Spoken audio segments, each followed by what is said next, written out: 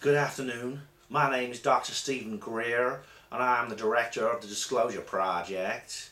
I'm interested in disclosing information the government has kept secret on UFOs, and I'm also into free energy.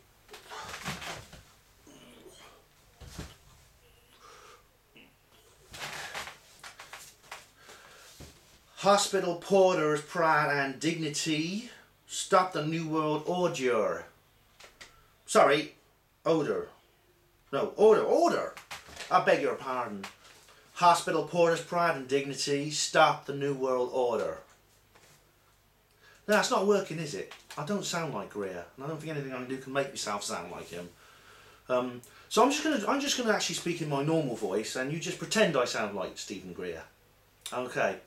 What I'm going to do is I'm going to read you something that Greer published about a year ago, a briefing for the President of the United States.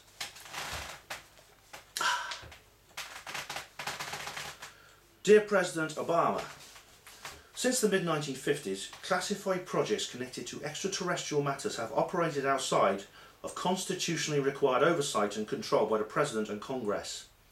This constitutes a grave and ongoing threat to the US national security and global security and peace. The implications of this subject are such that no aspect of life on Earth will be unaffected by disclosure. We are actually acutely aware that this subject is highly controversial and suffers from great social opprobrium within certain elite circles and within the mainstream media. Indeed, secrecy on the subject has, in part, been maintained by a carefully orchestrated psychological nexus of ridicule, fear, intimidation and disinformation that makes it difficult for any public figure to openly address the matter. Moreover, the bubble of security and access restrictions that surround the office of President makes it very difficult for POTUS, President of the United States, to receive accurate information and advice on the subject. The consequences of this secrecy, combined with the psychological aspects mentioned above, have ensured that none of your predecessors has ever been able to effectively manage this problem. This has led to an unacknowledged crisis that will be the greatest of your presidency. Because of this misguided secrecy, the wondrous new sciences related to advanced energy generation, propulsion and transportation have been withheld from the people. These advances include the generation of limitless, clean energy from the so-called zero-point field and quantum vacuum flux.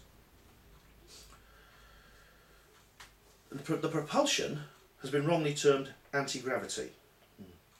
The field of electromagnetic energy is teeming all around us, and it is embedded within the fabric of space-time. It can easily run all of our energy needs on Earth without pollution, oil, gas, coal, centralised utilities or nuclear power. The disclosure of these sciences and their wise application during your first term as President is the most pressing matter before you. These sciences will create a true new energy economy, allowing mankind to solve all our most pressing problems: global warming, poverty, resource depletion.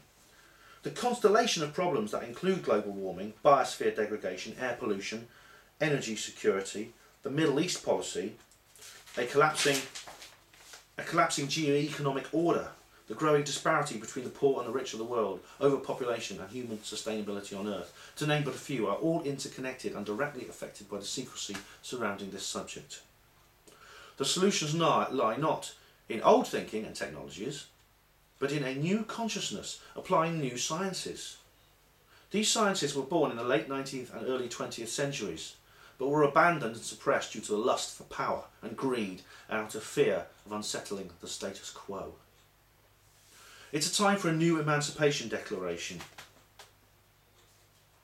one that frees all of humanity from the shackles of economic slavery that results from secret, centralised power, corruption and global economic hegemony. The world will not find justice and peace so long as half the world's population lives in poverty while the other half cannibalises the earth to maintain its standard of living. This dire situation can and must be transformed into a world. Excuse me, I don't feel very well today. Abundance, clean and plentiful energy, and genuine sustainability. On this foundation, with these new sciences, technologies and new consciousness, we can move forward as a people united and in peace. Then, and only then, will we be welcome amongst other civilizations in the cosmos. That we are not alone in the universe is now a scientific given. That we have been visited already by advanced civilizations whose interests here are likely ancient is controversial. However, in my discussions with European, Vatican, Canadian and other leaders around the world, a growing consensus exists that we have been visited and the time for disclosing this information is long past due. More importantly, an appropriate diplomatic initiative is needed to communicate with these extraterrestrial visitors within a framework of universal peace, free from the past dominance of militarism and paranoia. Insofar as upwards of 80% of the American people think that UFOs are real and that some aspect of the government is lying about it, continued secrecy rebounds only to the benefit of the precious few who profit from such secrecy. The secrecy undermines the credibility of the US and other governments and allows for the cancer of unchecked power, forewarned by President Eisenhower in his last address to the nation, to metastasize throughout the world. It now threatens the very life of the Earth. Moreover, there exists a secret unacknowledged operation that has used very advanced electromagnetic weapon systems to track, target and on occasion shoot down extraterrestrial vehicles. This reckless behaviour constitutes an existential threat to all of mankind and must be reined in immediately. The so-called MJ-12 or Majestic Group that controls this subject operates without the consent of the people or the oversight of the President and Congress. It functions as a transnational government unto itself, answerable to no one. All checks and balances have been obliterated, while, as a governing entity, it stands outside the rule of law. Its influence reaches into many governments, corporations, agencies, media and financial interests. Its corrupting influence is profound and, indeed, it has operated as a very powerful and embedded RICO, racketeer-influenced and corrupt organisation, whose power to date remains unchecked.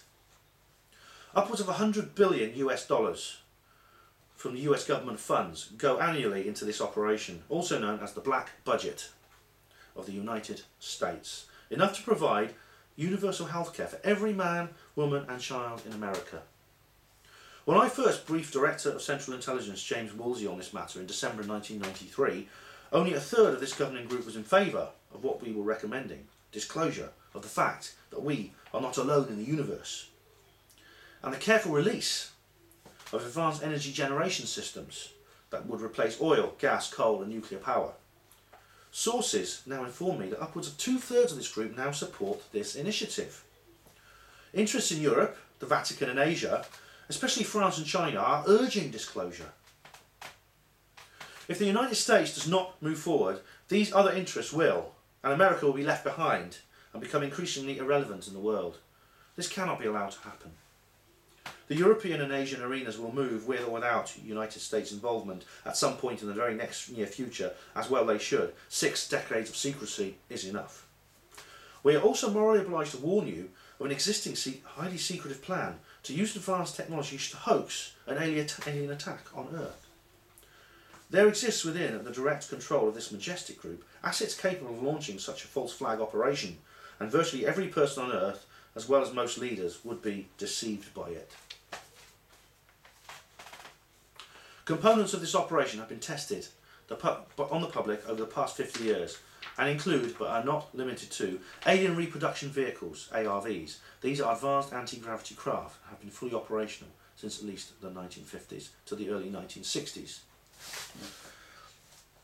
That's it for part 1. I'm going to continue in part 2. Hospital Port's Pride and Dignity, Stop the New World Order.